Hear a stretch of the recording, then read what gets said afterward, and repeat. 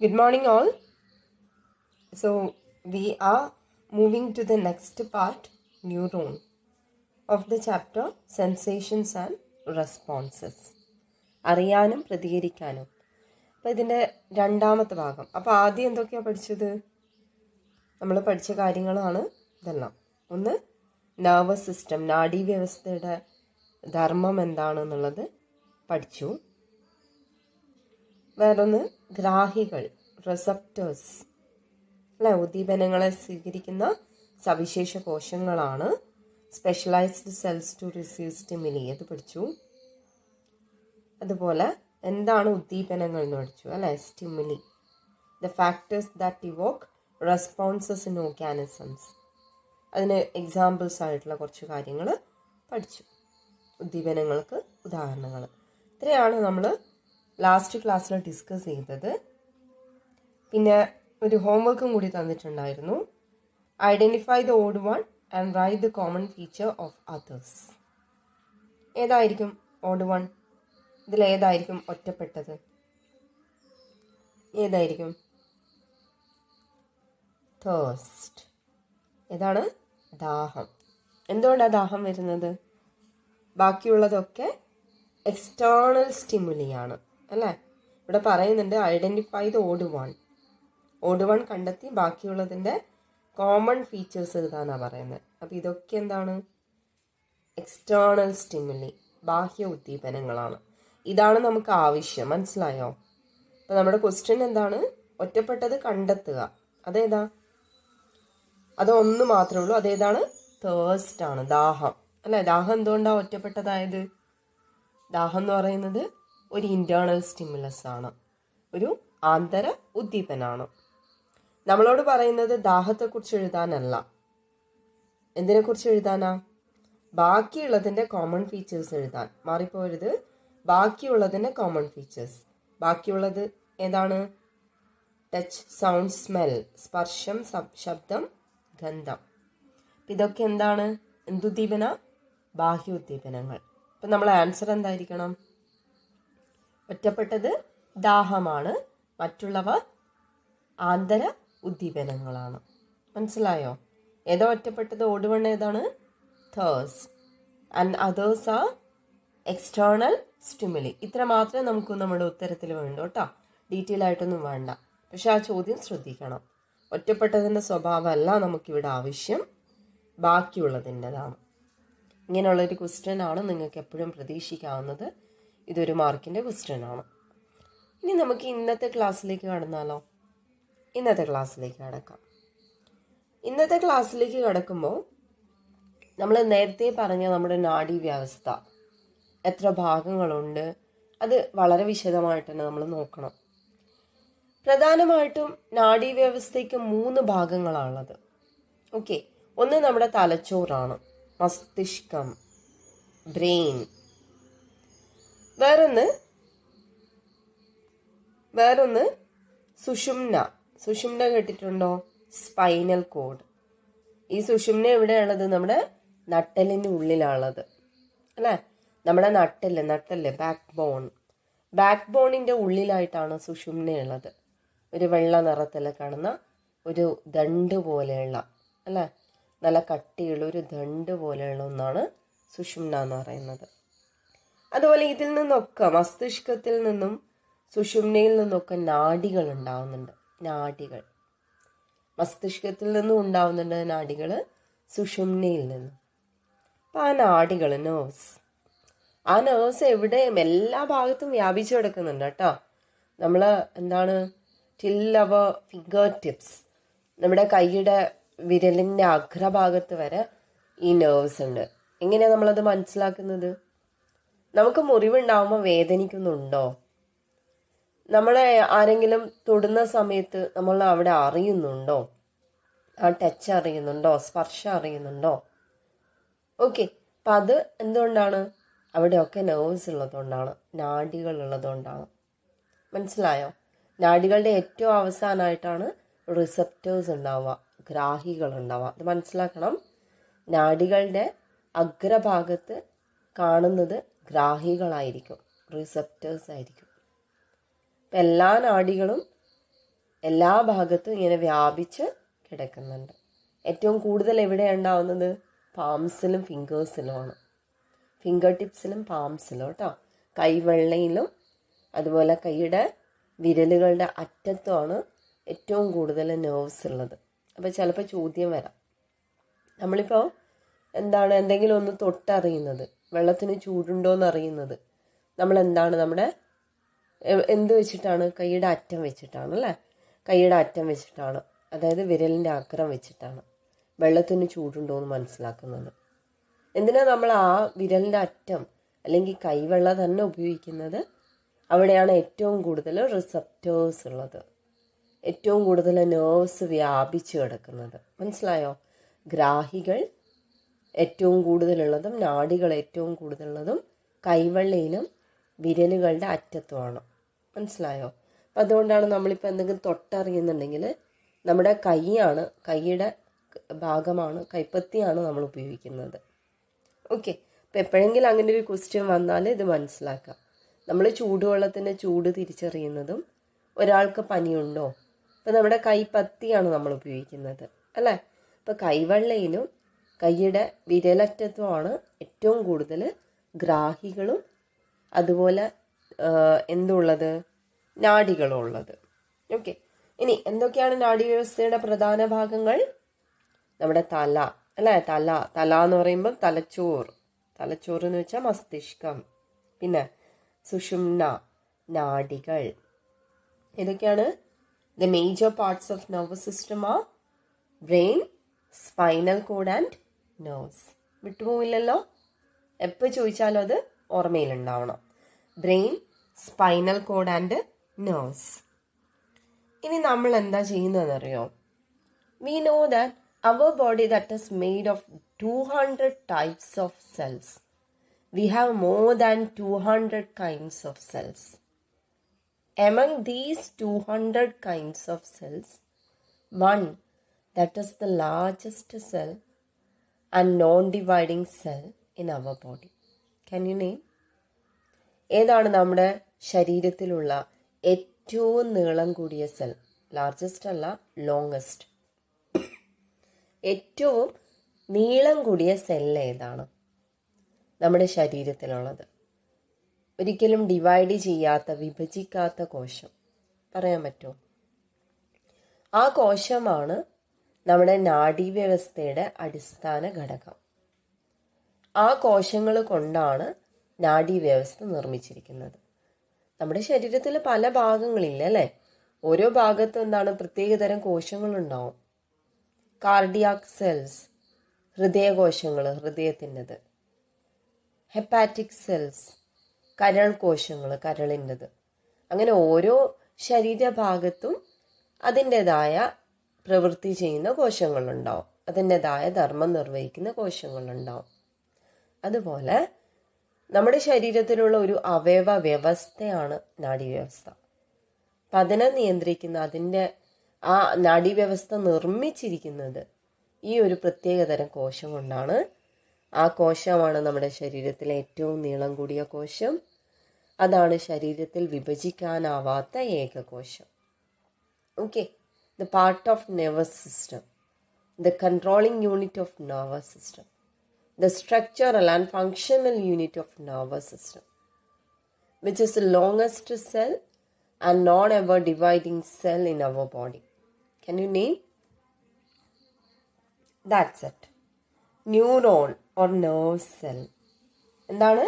Neuron or nerve cell. nerve എന്ന് വെച്ചാൽ നാഡി, സെല്ല് കോശം, നാഡി കോശം അല്ലേ? ഇതാണ് നാഡീവ്യവസ്ഥയുടെ അടിസ്ഥാന നിർമ്മാണ ഘടകമാണിത്. എല്ലാ കോശങ്ങളെയും പോലെ തന്നെ ഒരു കോശത്തിനുണ്ടായിരിക്കേണ്ട അടിസ്ഥാന ഘടകങ്ങളെല്ലാം ഇതിനുണ്ട്. ഓക്കെ, എന്താണ്? Neuron or nerve cell, that is the basic structural unit of nervous system. What do you mean by structural unit? ഘടനാപരമായിട്ടുള്ള യൂണിറ്റ്. അങ്ങനെ വെച്ചാൽ ആ ഒരു നെർവസ് സിസ്റ്റം ഉണ്ടാക്കിയിരിക്കുന്നത്, നമ്മുടെ നാഡീവ്യവസ്ഥ നിർമ്മിച്ചിരിക്കുന്നത് ഈ ഒരു സെല്ല് കൊണ്ടാണ്. ഓക്കെ, നാഡീ കോശം കൊണ്ടാണ്. അപ്പം അതുകൊണ്ട് നമുക്ക് പറയാം ഘടനാപരമായ അടിസ്ഥാന ഘടകം. നാഡീവ്യവസ്ഥയുടെ ഘടനാപരമായ അടിസ്ഥാന ഘടകമാണ് neuron. Neuron, that is the basic structural unit of nervous system. ഞാൻ പറഞ്ഞ മനസ്സിലായോ? എന്താണ് ഘടനാപരം എന്ന് വെച്ചാൽ ഇവിടെ ഉദ്ദേശിക്കുന്നത് ആ നെർവസ് സിസ്റ്റം, ആ ഒരു അവയവ വ്യവസ്ഥ അല്ലെ, ഒരു പ്രത്യേക ഘടനയുള്ള ഒരു അവയവ വ്യവസ്ഥ, പ്രത്യേക ധർമ്മം നിർവഹിക്കുന്ന അവയവ വ്യവസ്ഥ, അത് നിർമ്മിച്ചിരിക്കുന്നത് ഈ കോശങ്ങൾ കൊണ്ട് മാത്രം. ആലോചിച്ചോക്കെ, ഈ ഒരു കോശങ്ങൾ കൊണ്ട് മാത്രമേ നിർമ്മിച്ചിട്ടുള്ളൂ. നമ്മൾ 8th സ്റ്റാൻഡേർഡിലൊക്കെ പല ടൈപ്പ് ടിഷ്യൂസ് ഒക്കെ പഠിച്ചിട്ടില്ലേ? പല ടൈപ്പ് ടിഷ്യൂസ് ഉണ്ട് എന്നല്ല. അതിൽ ഓരോ ടിഷ്യൂവും ഓരോ കലയും ഓരോ തരം കോശങ്ങൾ കൊണ്ടാണ് ഉണ്ടാക്കിയത് എന്നെല്ലാം പഠിച്ചിട്ടുണ്ടല്ലേ. നമ്മുടെ ആനിമൽസിൻ്റെ കേസിൽ we have 4 kinds of animal tissues എന്നൊക്കെ പഠിച്ചിട്ടുണ്ടാവും അല്ലേ. അപ്പം അതിൽ പെടുന്ന ഒരു ടിഷ്യൂ ആണ് നെർവസ് ടിഷ്യൂ, നാഡീകല അല്ലേ. ഈ നാഡീകല എന്ന് പറയുന്ന കല മാത്രമേ നമ്മുടെ നാഡീവ്യവസ്ഥയിലുള്ളൂ. നിങ്ങൾക്കത് ചിന്തിക്കാൻ പറ്റുമോ? ബാക്കി ഏത് അവയവ വ്യവസ്ഥ എടുത്തു കഴിഞ്ഞാലും അതിൽ നമ്മുടെ ജന്തുകലകളൊക്കെ ഉണ്ടാവും. ഓക്കെ, ജന്തുകലകളൊക്കെ, ആവരണകല, അതുപോലെ എന്താണ് പേശികല, നാഡീകല, അപ്പം എല്ലാ തരത്തിലുള്ള കലകളും നമുക്ക് കാണാൻ വേണ്ടി പറ്റും. Okay, connective tissue, muscular tissue, nervous tissue, epithelial tissue, ഈ 4 ടൈപ്പ് ടിഷ്യൂസും എല്ലാ അവയവ വ്യവസ്ഥയിലും ഉണ്ടാവും. പക്ഷെ ഈ ഒരു അവയവ വ്യവസ്ഥയിൽ, നാഡീ വ്യവസ്ഥയിൽ, നെർവസ് സിസ്റ്റത്തിൽ നമുക്ക് ഒരു ടൈപ്പ് ടിഷ്യൂസ് മാത്രമേ കാണാൻ പറ്റൂ. അതേതാ? Nervous tissue. Okay, so nervous tissue or nervous cell, nerve cell, neuron, that is the basic structural unit of nervous system, and it is just a cell having all components of a cell. ഒരു സെല്ലിന് basic ആയിട്ട് എന്തൊക്കെ വേണം അതൊക്കെ ഇതിലുണ്ട്. ഏതാണ് ഒരു സെല്ലിന് വേണ്ട ബേസിക് ആയിട്ടുള്ള കാര്യങ്ങൾ? ഒരു സെല്ലിന് എന്തൊക്കെ വേണ്ടി വരും? ഒരു സെല്ലിന് ഇതാ സെൽ മെംബ്രെയിൻ വേണം അല്ലേ. സെൽ മെംബ്രെയിൻ, കോശസ്തരം വേണം. പിന്നെയോ ഇതിൻ്റെ ഉള്ളിൽ ജെല്ലി പോലെ, ജെല്ലി ലൈക്ക് സൈറ്റോപ്ലാസം, ഒരു ദ്രവ്യം, കോശദ്രവ്യം വേണം. ദെൻ ഒരു ന്യൂക്ലിയസ് വേണം. ന്യൂക്ലിയസ് എന്താ? മർമ്മം. ഇത് 3ആണ് ഏത് കോശം എടുത്തു കഴിഞ്ഞാലും അതിലുള്ള പൊതുവായിട്ടുള്ള ഭാഗങ്ങൾ. ഏതൊക്കെയാ? കോശസ്തരം അല്ലെങ്കിൽ പ്ലാസ്മ സ്തരം, കോശദ്രവ്യം, മർമ്മം. ഓക്കെ, എന്തൊക്കെയാണ്? Cell membrane or plasma membrane, cytoplasm, nucleus. These are the common parts of every cell. Okay, nerve cell, that is also a cell, a kind of cell. So it has these common parts. മറ്റുള്ള എല്ലാ സെൽസിനെയും പോലെ തന്നെ ഈ പറഞ്ഞ 3 ഭാഗങ്ങളും നമുക്ക് ഏതിലും കാണാൻ വേണ്ടി പറ്റും? ഏതിലും കാണാം? നമ്മുടെ ന്യൂറോണിൻ്റെ കേസിലും കാണാം. നിങ്ങൾക്ക് ഇവിടെ കാണുന്ന ഫിഗർ ഉണ്ടല്ലോ, ഇത് ന്യൂറോണിൻ്റെ ഫിഗറാണ്. ന്യൂറോണാണ് ഇവിടെ കാണിച്ചിരിക്കുന്നത്. ന്യൂറോണിൻ്റെ ഓരോ ഭാഗങ്ങളായിട്ട് നമുക്ക് പഠിക്കാം. നമ്മൾ ആദ്യം പഠിക്കുന്നത് ഏത് സെല്ലിനായാലും ആ സെല്ലിന് ന്യൂക്ലിയസ് ഉള്ള ഒരു ഭാഗം ഉണ്ടാവും, ന്യൂക്ലിയേറ്റഡ് പാർട്ട്. എന്താണ്? ന്യൂക്ലിയേറ്റഡ് പാർട്ട് ഉണ്ടാവും, ന്യൂക്ലിയസ് ഉള്ള ഭാഗം എല്ലാ സെല്ലിനും. ഇത് കുറച്ച് നീളം കൂടിയ സെല്ലാണ്. ഈ പറഞ്ഞ സെല്ലെന്താണ്? അത് നീളം കൂടിയ സെല്ലാണ്. അപ്പം ഇത്രയും ലെങ്തി ആയിട്ടുള്ള ഒരു സെല്ലിന് ഏതെങ്കിലും ഒരു അഗ്രഭാഗത്താണ് ന്യൂക്ലിയസ് ഉണ്ടാവുന്നത് അല്ലേ. ഏതെങ്കിലും ഒരു അറ്റത്തായിരിക്കും ന്യൂക്ലിയസ് ഉണ്ടാവുക. ന്യൂക്ലിയസ് അറിയാലോ, മർമ്മം. അപ്പം ആ ന്യൂക്ലിയസ് ഇവിടെ എവിടെയാണ് കാണുന്നത്? ഈ അറ്റത്താണ്, ഈ അഗ്രഭാഗത്താണ് കാണുന്നത്. ഓക്കെ, അപ്പം ഇതിന് ഈ ന്യൂക്ലിയസ് കാണുന്ന ഈ ഒരു ഭാഗം ഉണ്ടല്ലോ, ന്യൂക്ലിയസ് ഉണ്ട്, കോശദ്രവ്യമുണ്ട്, അതൊക്കെ കാണുന്ന ഈ ഒരു ഭാഗത്തിന് വിളിക്കുന്ന പേരാണ് കോശ ശരീരം, സെൽ ബോഡി. സെൽ ബോഡി, ഈ സെല്ലിൻ്റെ പ്രധാനപ്പെട്ട ബോഡി ഇതാണ്. Is it clear?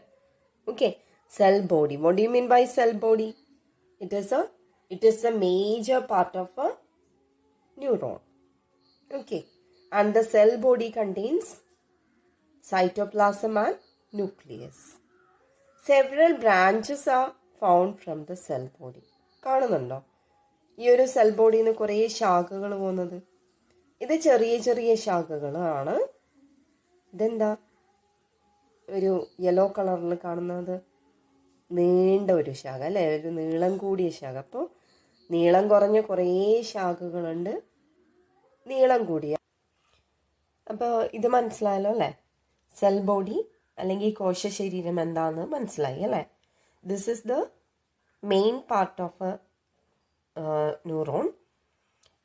It has nucleus and cytoplasm and it has several branches, short branches and long branches. ഇതാണ് നമ്മുടെ കോശ ശരീരം അല്ലെങ്കിൽ സെൽ ബോഡി എന്ന് പറയുന്നത്. ഓക്കെ, ഇനി നമ്മൾ പോകുന്നത് ഇതിൻ്റെ ബ്രാഞ്ചസ് ഏതൊക്കെയാണെന്നുള്ളത് പഠിക്കുകയാണ് ചെയ്യുന്നത്. നെക്സ്റ്റ് അതാണ്. കണ്ടോ ഈ ചെറിയ ചെറിയ ശാഖകൾ എന്താ പറയുക? ഈ ബ്രാഞ്ചസ് ആണ് ഡെൻഡ്രോൺ. കോശ ശരീരത്തിൽ നിന്നുള്ള നീളം കുറഞ്ഞ തന്തു കാണുന്നുണ്ടോ? ഇത് കോശ ശരീരത്തിൽ നിന്നുള്ള നീളം കുറഞ്ഞ തന്തുവാണ്, ചെറിയ ചെറിയ ശാഖകളാണ്. അപ്പം അതിനെയാണ് നമ്മൾ ഡെൻഡ്രോൺ എന്ന് പറയാം. ഡെൻഡ്രോൺ, ഇതൊരു ഡെൻഡ്രോൺ ആണ്. Okay, dendron. ഈ ഡെൻഡ്രോണിൽ നിന്ന് കുറേ ചെറിയ ചെറിയ ശാഖകൾ പോകുന്ന കാണുന്നുണ്ടോ? ഈ ഓരോ ചെറിയ ചെറിയ ശാഖകളും എന്താണ്? Dendrite. Dendrite, branches of dendron, ഡെൻഡ്രോണിൻ്റെ ശാഖകൾ. ഇത് രണ്ട് മനസ്സിലായല്ലോ അല്ലേ? സെൽ ബോഡിയുടെ ഷോർട്ടസ്റ്റ് ബ്രാഞ്ചാണ് ഡെൻഡ്രോൺ. ഡെൻഡ്രോണിൻ്റെ ബ്രാഞ്ചസ് ആണ് ഡെൻഡ്രൈറ്റ്സ്. ഇനി നമുക്ക് ഇത് രണ്ടും എന്താണ് ചെയ്യുന്നത് എന്നുള്ളത് നോക്കാം. ഇതിന് തൊട്ടടുത്ത് വേറൊരു ന്യൂറോൺ ഉണ്ടാവാം. ആ ന്യൂറോണിലൂടെ ഇങ്ങനെ ഒരു മെസ്സേജ്, ഒരു സന്ദേശം കടന്നു പോകുന്നുണ്ടാവാം. സന്ദേശം ഏത് രൂപത്തിലാണെന്നാണ് ഞാൻ പറഞ്ഞത്? ഇലക്ട്രിക്കൽ സിഗ്നൽ അല്ലേ? അപ്പോൾ ഇലക്ട്രിക്കൽ സിഗ്നലായിട്ട് പോകുന്ന മെസ്സേജിനെ വിളിക്കുന്ന പേരെന്താ? ഇമ്പൾസ്. മനസ്സിലായോ? ആവേഗം, മലയാളമാണ് ആവേഗം. ഓക്കെ, എങ്ങനെയാണ് ഇലക്ട്രിക് സിഗ്നലുകളായിട്ട് കടന്നു പോകുന്ന സന്ദേശങ്ങൾ, അതാണ് ആവേഗങ്ങൾ അല്ലെങ്കിൽ ഇമ്പൾസസ്. അപ്പോൾ ആ സന്ദേശങ്ങൾ ഓരോ ന്യൂറോണിലൂടെ കൈമാറി വരുന്നതായിരിക്കും. ഈ ന്യൂറോണിൽ ആ സന്ദേശങ്ങളെ സ്വീകരിക്കുന്ന ഭാഗം അതാണ് ഡെൻഡ്രൈറ്റ്. ഈ അറ്റം എൻഡല്ലേ സ്വീകരിക്കുക. ഈ എൻഡ് എന്ന് പറയുന്നത് എന്താ? ഡെൻഡ്രൈറ്റ് ആണ്. ഓക്കെ, ഡെൻഡ്രൈറ്റ് ആണ് തൊട്ടടുത്ത ന്യൂറോണിൽ നിന്ന് സന്ദേശങ്ങൾ സ്വീകരിക്കുന്നത്. The part that receives impulses from adjacent neuron. ഇനി ഈ ഡെൻഡ്രൈറ്റുകൾ കുറേ ചേർന്നിട്ടാണ് ഈ ഡെൻഡ്രോൺ ആവുന്നത് അല്ലേ? അപ്പം ഡെൻഡ്രൈറ്റിൽ നിന്ന് വരുന്ന ആവേഗങ്ങളെ ഈ ഡെൻഡ്രോൺ ആണ് എവിടത്തേക്ക് എത്തിക്കുന്നത്? കോശ ശരീരത്തിലേക്ക് എത്തിച്ചു കൊടുക്കുന്നത്. ഇതല്ലേ കോശ ശരീരം. അപ്പം എന്താണ് ഡെൻഡ്രോണിൻ്റെ ഫങ്ഷൻ? ഡെൻഡ്രൈറ്റ് എടുക്കുന്ന മെസ്സേജസിന്, ഡെൻഡ്രൈറ്റ് ക്യാരി ചെയ്യുന്ന ഇമ്പൾസസിന് നേരെ ആർക്ക് കൊടുക്കും? സെൽ ബോഡിക്ക് കൊടുക്കും. ഓക്കെ, ഇപ്പം സെൽ ബോഡിക്ക് കൊടുക്കുന്നതാണ് ഇതിൻ്റെ ഫങ്ഷൻ എന്ന് പറയുന്നത്. It is A short filament from the cell body. ചെറിയ നീളം കുറഞ്ഞ തന്തുവാണ്, ചെറിയൊരു തന്തു അല്ലേ? ഇത് രണ്ടും മനസ്സിലായോ? എന്താണ്? Which is the short branch or short filament from the cell body? Dendron. Which are the branches of dendrons? Dendrites. And who receives impulses? Impulses in the case of a neuron. ഒരു neuron ആരാണ് സന്ദേശം സ്വീകരിക്കുന്നത്? Dendrite. Who passes this impulses to the cell body? ആരാണ് ഡെൻഡ്രൈറ്റിൽ നിന്ന് സ്വീകരിക്കുന്ന ആവേഗങ്ങളെ കോശ ശരീരത്തിന് കൊടുക്കുന്നത്? ആരാണ്? ഡെൻഡ്രോൺ അല്ലേ? ഇത്രയും കാര്യങ്ങൾ ക്ലിയർ ആയല്ലോ.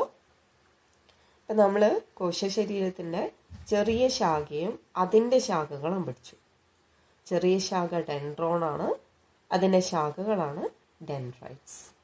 ഈ ഭാഗത്തിലൂടെയാണ് നമ്മുടെ ആ സിഗ്നൽ വരിക, മെസ്സേജ് വരുന്നത് അല്ലേ. ഡെൻഡ്രൈറ്റിലെത്തി, ഡെൻഡ്രോണിലെത്തി, സെൽ ബോഡിയിൽ കോശശരീരത്തിൽ എത്തിച്ചേരും. ഇനി എവിടത്തേക്ക് പോകും ആ മെസ്സേജ്? ഈ നീളം കൂടിയ ബ്രാഞ്ചിലേക്ക് പോകും അല്ലേ. ആ ബ്രാഞ്ച് ഏതാണെന്ന് നമുക്കറിയണ്ടേ. നമുക്കിനി അത് പഠിക്കും. ഏതാണോ ആ ബ്രാഞ്ച് എന്നുള്ളത് നോക്കാം. ഇതാ നീണ്ട ഒരു ശാഖ, കോശശരീരത്തിൽ നിന്നുള്ള നീളം കൂടിയ തന്തു. എന്താ അതിൻ്റെ പേര്? Axon. Axon, it is the longest filament from the cell body. Okay, അപ്പോൾ ഇവിടെ എന്താ കാണുന്നത്? ഇതാണ് സെൽ ബോഡി, കോശശരീരം. കോശശരീരത്തിൻ്റെ പുറത്തേക്ക് ആവേഗങ്ങളെ കൊണ്ടുപോകുന്ന ആളാരാന്ന് വെച്ചാൽ അയാളാരാണ്? ആക്സോൺ. ഈ യെല്ലോ കളറിൽ കാണുന്നില്ലേ, ഇതാണ് ആക്സോൺ. അപ്പോൾ കോശശരീരത്തിന് പുറത്തേക്ക് ആവേഗങ്ങളെ കൊണ്ടുപോകുന്ന ആളാണ് axon. It carry impulses from the cell body to the outside. പുറത്തെന്ന് വെച്ചാൽ സെൽ ബോഡിക്ക് പുറത്താണ് കേട്ടോ, സെൽ ബോഡിക്ക് പുറത്തേക്ക്. കാണുന്നുണ്ടോ? ആക്സോൺ കാണുന്നുണ്ടോ? ഇനി ഈ ആക്സോൺ ഇവിടെ എത്തുമ്പോൾ വല്ലതും കാണാൻ പറ്റുന്നുണ്ടോ? ശാഖകളായിട്ട് വേർപിരിയുന്നത് കാണാൻ പറ്റും അല്ലേ. ആക്സോണ് ചെറിയ ചെറിയ ശാഖകൾ, നേർത്ത ശാഖകളാണ്. ഈ തന്നതിൽ ഇതാ ഈ ഒരു നേർത്തൊരു ശാഖ, അങ്ങനെ ഒരു നേർത്ത ശാഖയായിട്ട് വേർപിരിയുന്നത് കാണാൻ വേണ്ടി പറ്റും. അതാണ് ആക്സോണൈറ്റ്. ഓക്കെ, ഈ കാണുന്ന നേർത്ത ശാഖകളാണ് ആക്സോണൈറ്റ്. ആക്സോണൈറ്റ്സ് ആർ ബ്രാഞ്ചസ് ഓഫ് ആക്സോൺ. ഇനി ആക്സോണൈറ്റിൻ്റെ ഒക്കെ അറ്റത്ത് എന്തെങ്കിലും കാണാൻ പറ്റുന്നുണ്ടോ?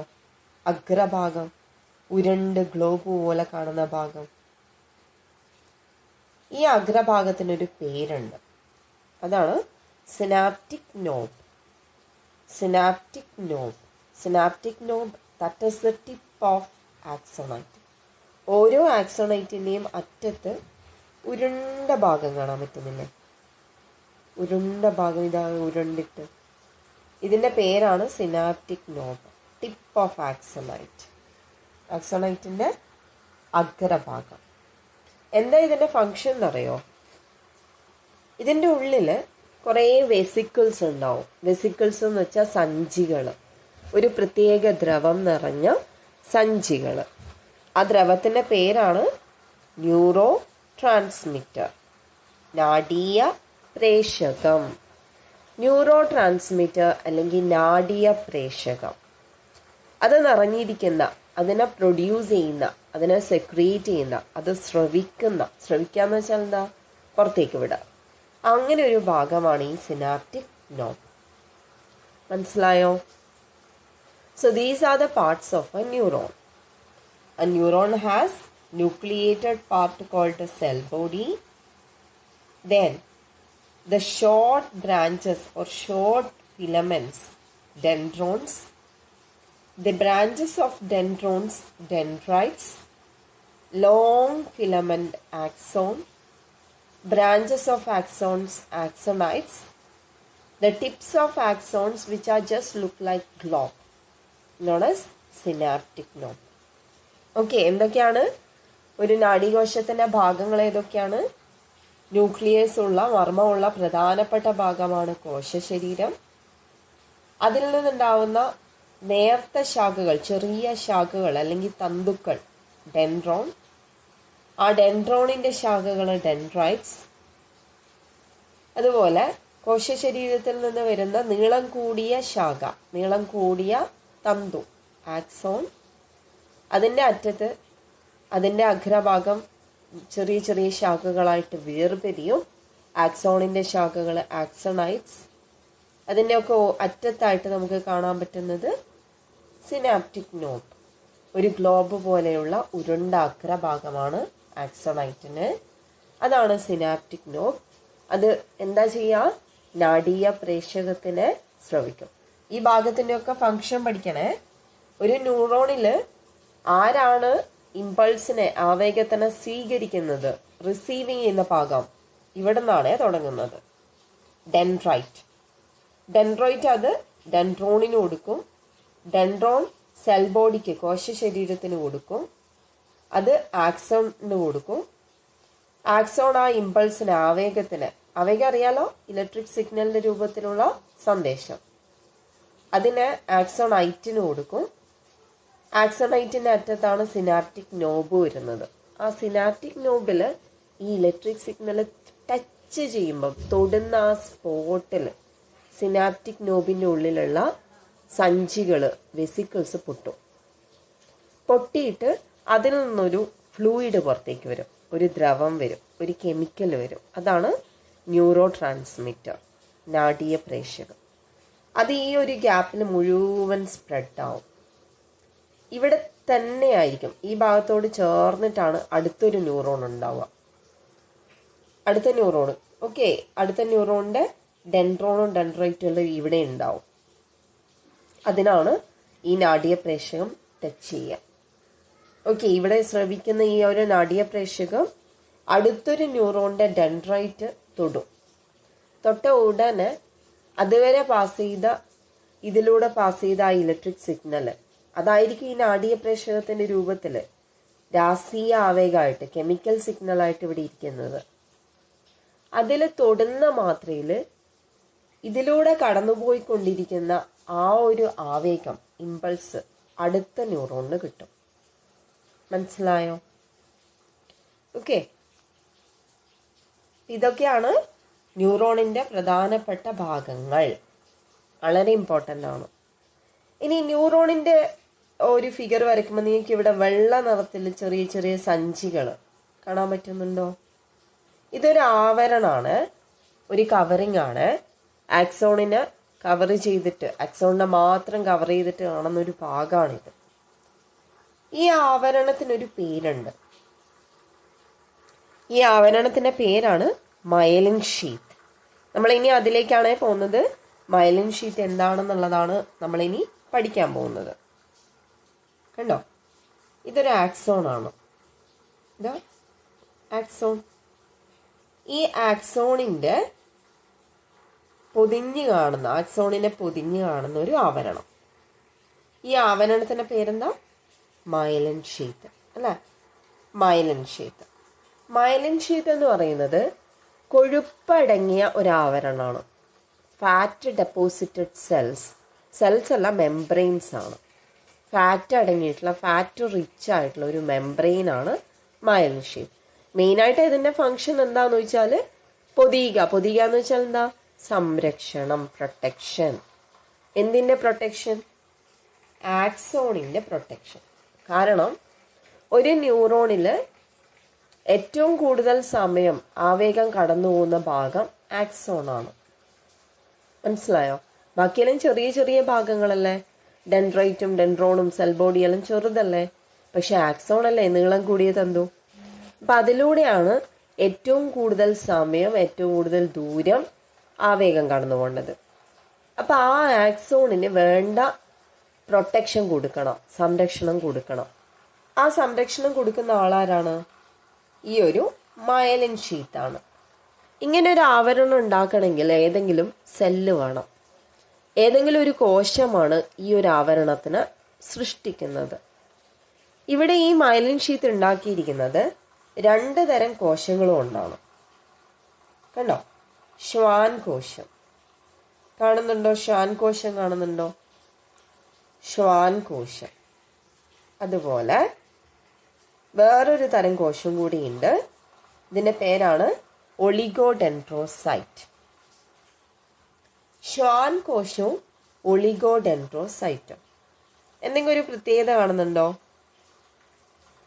ശ്വാൻ കോശം ഒരു ന്യൂറോണിന്റെ ആക്സോണിന്, ആ ആക്സോണിന്റെ ഒരു ഭാഗത്തെ പൊതിഞ്ഞിട്ടാണ് കാണുന്നത്. പ്രത്യേകത മനസ്സിലാക്കണം.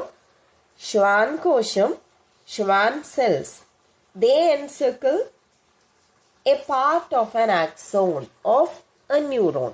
ഒറ്റൊരു ന്യൂറോണിൻ്റെ ആക്സോണിൻ്റെ ഒരു ചെറിയ ഭാഗത്തെ പൊതിയുന്നത് ശ്വാൻകോശാണ്. പൊതിഞ്ഞിട്ട് മൈലിൻ ഷീത്ത് ഉണ്ടാക്കുന്നത്, പൊതിയാന്ന് വെച്ചാൽ മൈലിൻ ഷീത്ത് ഉണ്ടാക്കുക, അതുണ്ടാക്കുന്നത് ശ്വാൻകോശം. അതേസമയം ഒളിഗോഡെൻഡ്രോസൈറ്റ് എന്താണെന്നറിയോ? ഇതാണ്, ഈ ഒരു കോശമാണ് ഒളിഗോഡെൻഡ്രോസൈറ്റ്. ഇതൊരു ന്യൂറോണാണ്, ഇത് വേറൊരു ന്യൂറോണാണ്. അറ്റ് എ ടൈം ഒന്നോ അതിലധികമോ ന്യൂറോൺസിന്റെ ആക്സോണിന് പൊതിയാൻ പറ്റും. ഒരു ശ്വാൻകോശത്തിന് ഒരു ന്യൂറോണിന്റെ ആക്സോണിന്റെ ഒരു ഭാഗത്തെ മാത്രമേ പൊതിയാൻ പറ്റൂ. മനസ്സിലായോ? ഇതാ ഇവിടെ ഒരു ശ്വാൻ സെല്ലാ കാണുന്നത്, ഇവിടെ ഇത് വേറെ ശ്വാൻ സെല്ലാണ്. ഓക്കെ, അത്രേ എന്തിന് കപ്പാസിറ്റി ഉള്ളൂ. പക്ഷേ ഒളിഗോഡെൻഡ്രോസൈറ്റ് അങ്ങനെയല്ല.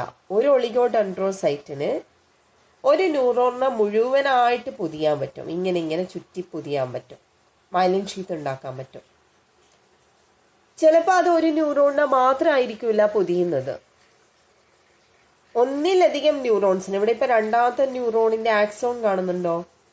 അതിനെയും കൂടി ചുറ്റിയിട്ട് മൈലിൻ ഷീത്ത് ഉണ്ടാക്കിയത് കാണുന്നുണ്ടോ? ഈ ഒരു സ്ഥലം, ഈ ഒരു മെംബ്രെയിനാണ് മൈലിൻ ഷീത്ത്.